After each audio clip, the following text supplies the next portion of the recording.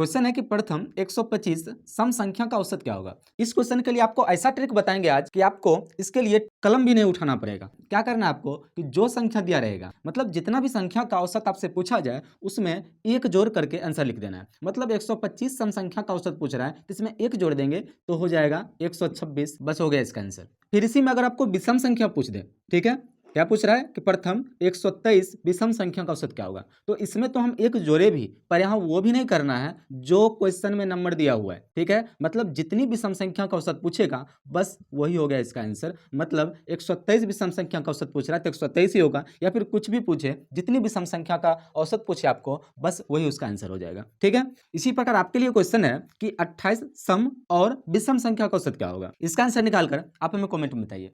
Question है 9, 10, 11, 12 dash dash 81 का औसत क्या होगा।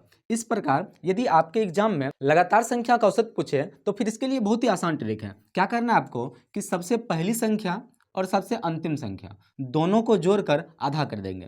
तो यहाँ पर पहली संख्या है 9 और अंतिम संख्या 81, दोनों को जोड़ेंगे तो हो जाएगा 90 और इसका आधा करेंगे तो हो जाएगा 45। बस यही हो गया इसका औसत, ठीक है।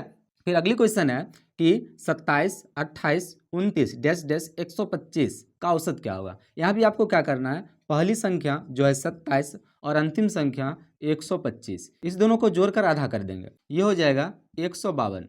जब इसका आधा करेंगे तो ये हो जाएगा 76। बस ये हो गया इसका आंसर। उसी प्रकार आप इसका आंसर निकालकर हमें कमेंट कीजिए। क्वेश्चन है कि 12 के प्रथम 6 गुणज का औसत क्या होगा। यहाँ पर गुणजों का औसत पूछा जा रहा है। सबसे पहले हम समझते हैं कि गुणज क्या होता है। जैसे कि हमें यहाँ 12 का गुणज पूछा जा रहा है, तो 12 का गुणज होगा 12, 24, 36, 48, इस प्रकार बढ़ते जाएगा। किसी भी संख्या का टेबल उसका गुणज कहा जा सकता है, या फिर किसी भी संख्या के गुणज के लिए उस संख्या को गिनती के संख्या से गुना करना पड़ता है। जैसे कि आप देखिए 12 को 1 से, 2 से, फिर 3 से, 4 से गुना किए तो इसका गुणज प्राप्त हुआ। इसी प्रकार हमें 6 गुणज का औसत निकालना है। यदि आप इस प्रकार सबका गुणज निकालते हैं फिर उसका औसत निकालते हैं तो फिर इसके लिए आपको बहुत ज्यादा समय लगाना पड़ेगा। तो आज हम इसके लिए बहुत ही गजब का शॉर्टकट लाए हैं। इसके लिए आपको क्या करना है कि जिस संख्या के गुणज का औसत निकालने के लिए कहा जाए उसको गुना कर देना है जितनी गुणज का औसत पूछ रहा है उसके अगली संख्या से। जैसे कि 6 है तो 6 के अगली संख्या से गुना करेंगे, मतलब कि 7 से, और बट्टा 2 कर देना है। इसे आप 6 से काट सकते हैं, ये हो जाएगा 6 को 7 से गुना करने पर 42। ये हो गया इसका आंसर।